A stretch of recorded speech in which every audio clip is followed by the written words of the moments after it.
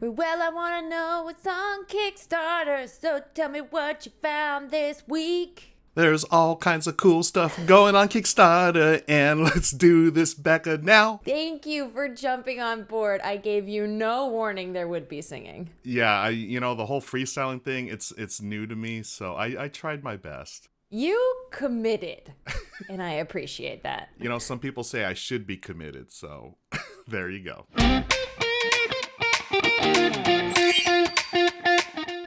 Okay, so you discovered the coolest video on Kickstarter.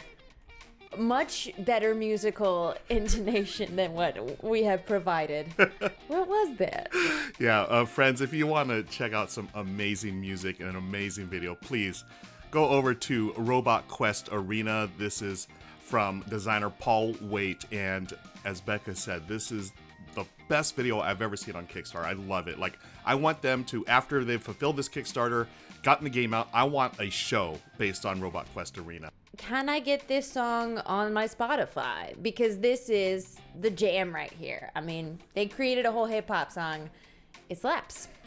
Robot Quest Arena is a deck building and programming game where each player has their standard deck of cards, and they're going to play them in order to move these little robots around.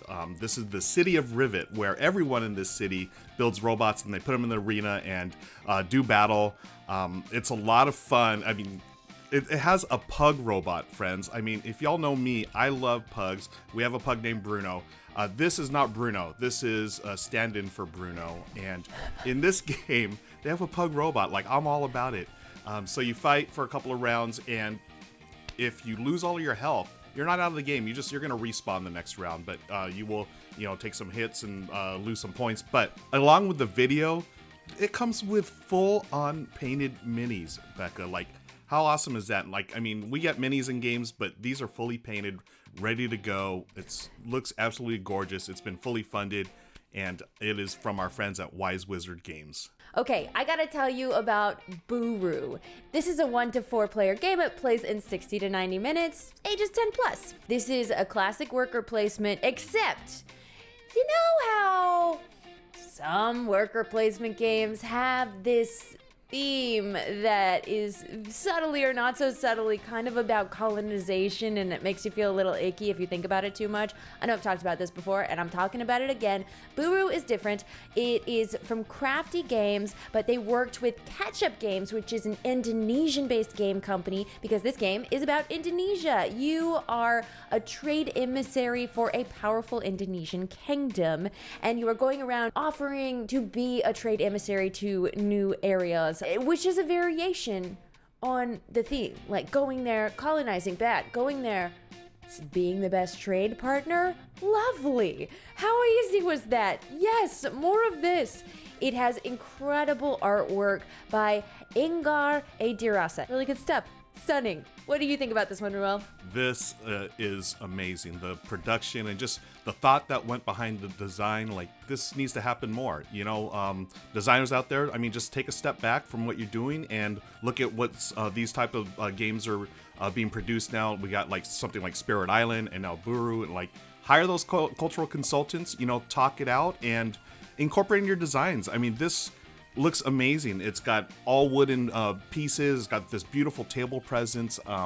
It's a medium weight Euro game, which is definitely my jam, and I can't wait to play this with my friends as we slowly but surely get back into the real world of real life gaming. I want more island stuff, Ruel. Island stuff. We got some island stuff for you. Let's go back to the Isle of Cats, shall we? From designer Frank West, this is a new expansion. Actually, it's a couple of new expansions and a brand new Explore and Draw, aka Roll and Write game. This is all set in the Isle of Cats world, and I don't know if y'all noticed, but cats are hot these days. We've got all kinds of great cat games, and this one contains 3 expansions to the base game. So you're still going to get your standard family and solo games, just like you did in the base game. But now you have kittens, beasts, events, and boats. All this cool stuff coming in. You're also going to get large printed meeples, enamel cat pins. Enamel pins! Yes, kitty pins. and a wooden storage box. And the wooden storage box, they say it's the 2-minute box, so you have it all set up in the storage box, and they say that it's going to take 2 minutes to get this thing to the table, which is great. Now, what I want to talk about, I'm super excited about this. Frank West and his team, they have come up with the Explore and Draw game, which is a roll and write version of the Isle of Cats. And if you check out my Twitch video, you'll see it played live. We did that recently. We had a lot of fun playing it. It was me and my wife, Michelle, and we played with our viewers. So it's the type of game that you can play over Zoom. Again, we're still being safe, you know, not everyone's, you know, comfortable yet getting together in person. So you can totally play this over Zoom. And it plays over 7 rounds.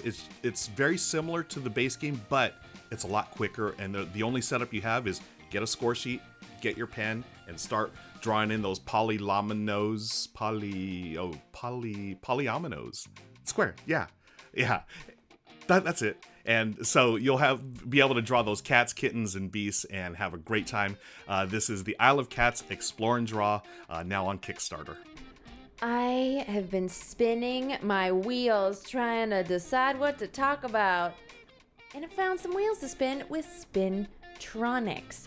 This is by Paul Boswell, and this is a very educational, beautiful game where you are physically creating electrical circuits. Okay, so when you look in a book and it's describing all these formulas for creating electrical circuits, my brain just explodes a little bit in not a good way. But this game takes those abstract concepts and gives them a tangible, physical way to see how electrical circuitry works, to figure it out yourself, to teach you a thing or two. So it's great for younger people, but also, judging from the videos and the description, it gets very challenging at the higher levels, very challenging for adults as well. It's something I would love to give to my niece or any young person that you're like, okay, hold on. Here's this science thing I will never understand, but you could. I would love to take this on. Like, this is stuff that's totally, beyond my capacity as well, my comprehension. I would love to learn this, and it's really neat that, you know, we all know about the digital world, but we're analog gamers, and this sort of takes that digital world and puts it right there in your hands, so you could learn it right there. I think that's such a neat way to do this thing. There is an illustrated comic book that comes along with it that tells a story, and you're helping the main character to solve puzzles through this circuit board. And there was so much in the initial game design that Paul has actually split this into 2 games. There's Act 1 and Act 2. The higher difficulty level stuff is located in Act 2. Act 1 is the simple start you off making some circuits. That's so neat. I love this whole idea of learning through, you know, using your hands. Like, this is, you know, such a cool way to see everything that you can't normally see. All this, you know, the electronics and all this stuff flying around here, you can actually see it. Ruel! Becca! Other good stuff? Lots of good stuff. Let's look at Lockup with the Breakout expansion. This is from designer Stan Kordonsky. It's set in the role-player universe, a role-player universe from Thunderworks Games. I love this universe. It's a really cool fantasy world, and the role-player game, it was like a dice-based game, sort of like if you've played Sagrada. It's sort of like that, where you're building your character, and then in the expansion, you send them out to fight. Here in Lockup, which was released a couple of years ago, it turned the whole script into a worker placement game, and you and your clan are in prison. Now, the Breakout expansion, of course, we're looking to break out of the prison, and the way you're going to do it here is you're going to gain prestige in the prison to eventually gain your freedom from the warden. And what you're doing here, it's a really cool twist on worker placement, Becca. You are taking your workers along with your opponents, and you're placing your workers face down. Each one has a number, and as you place them on all parts of the board afterwards, you're going to eventually turn these over, and whoever has the most influence on each spot will take that action first. If you're first, you get a few more resources or whatever, and what you're going to do is eventually make your way down to the catacombs. This is one of the new things here in the Breakout expansion. You can explore the catacombs, gain loot, and eventually meet up some legends that were down in the catacombs, and this will help you gain more prestige.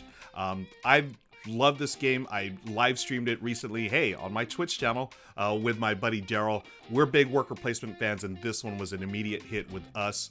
I likened it to Lords of Waterdeep. So, it plays totally different than Lords of Waterdeep. But what this reminds me of, remember Lords of Waterdeep? A very solid worker placement game. The worker placement game. Then they came with the Scoundrels of Skullport expansion and made it even better. This is what Lockup has done with Breakout. It's taken a really good game and made it better. As any expansion should. So that's Lockup Breakout expansion from Thunderworks Games. Becca, what else you got for me? Facettes! This is an epic genderqueer video game. It is a narrative-based game that kind of borrows elements from RPG games. You're rolling virtual dice. It has a very tarot-inspired aesthetic. And it is this vulnerable, honest, intimate expression of a woman coming to terms with her queer identity. It's a small project, but it's really beautiful. And I really want to shout out Otterways, this indie studio in France that's really, it's a woman-run company, and they're really highlighting LGBTQ plus stories. This is so awesome. We've talked about it before, and it's all about Kickstarter giving a platform for people to create the projects they want to see, become a reality. And this is so important, especially, hey, it's Pride Month, folks. Happy Pride Month. Happy Pride! And, to share more inclusive experiences, I think it's wonderful. This looks fantastic, and this is Facettes. Ruel, what other games were catching your eye on Kickstarter this week? This week, there's all kinds of good stuff beyond board games too. I like to call them board game adjacent. I'm sorry I keep doing this to you. I'm just going to keep going back to the pug. This is my go-to right here. Hey. What the pug is up with your next shout out? What the pug is up is the 2022 Board Game Mosaic calendar. This is from artist Katia Howitson, and she has created this absolutely gorgeous, beautiful, stunning calendar of board games. But it's not just photos of board games. She has taken the components of those games and created a mosaic. It just blows me away how amazing these things look. This is the second time she's doing it. She did one for 2021, and this is the 2022 calendar. According to the Kickstarter, it takes her 7 to 10 hours to assemble each one. So there's a lot of love and blood and sweat and tears put into these things. Some of the games featured for this year: Role Player, Honey Buzz, Lost Ruins of Arnak, and a bunch more. It's beautiful to look at. I really want to get this and put it on my wall, because not only do you have the beautiful pictures, but on one of the pages you have a page to track your 10 by 10 challenge. So for those of you that don't know, over on BGG, a lot of people track how many games they're going to play in a year, and the goal is to play 10 different games 10 times within a calendar year. And this calendar gives you a way to track it. Some of the add-ons on this campaign are mugs, coasters, and magnets of your favorite games. Just absolutely stunning. I have nothing else to say except go back it, folks. It's beautiful. This is insanely awesome. I'm going to be honest. You said a wall calendar, and I thought, I have a computer that does that. And I am watching the time-lapse video of her creating one of these incredible works of art out of board game components. It's so beautiful. Yes. Back. I don't even know what to say. I'm just, seriously, my jaw dropped the first time I saw one of her creations. And it's just, every month your jaw's going to drop, folks. So be careful. Go to the dentist if you need to. Just, it's beautiful. Look, we love a D4, a D6, a D8, a D12, a D20, but you know what you never thought about? What if there were no sides to your dice? That's right, Orbidice is a spherical die, and I gotta be honest, once again, skeptical before I watched the video. But the way that they have engineered these spherical dice to be weighted inside, they look really cool. They look like they roll extremely well. If you watch the video, rolled against a regular standard plastic die, it lands in the same place every time. There's like a ball bearing inside with 3 slots it can fit in, and so you do have equal amounts of variability. Yeah, it's such a trip how this works. And folks, if you don't know, it's all about ball bearings these days. All about them ball bearings. Y'all remember Fletch? That's a Fletch shout out. Is Will Smith in it? No, Chevy Chase is in it. Chevy Chase. This was like his ultimate, like, this was like his godfather. He's like, this was his amazing role. Hey everybody, here we are on Good Lookin Kickstarters, where we review different Chevy Chase movies from the early 90s? I don't know. So yeah, roll those dice, friends. Orbidice looks so cool. As long as I get a nat 20 at least once a day, I'm happy. And I don't know, Orbidice, can you give me that? I'm willing to try. And back it if you want that shot, folks.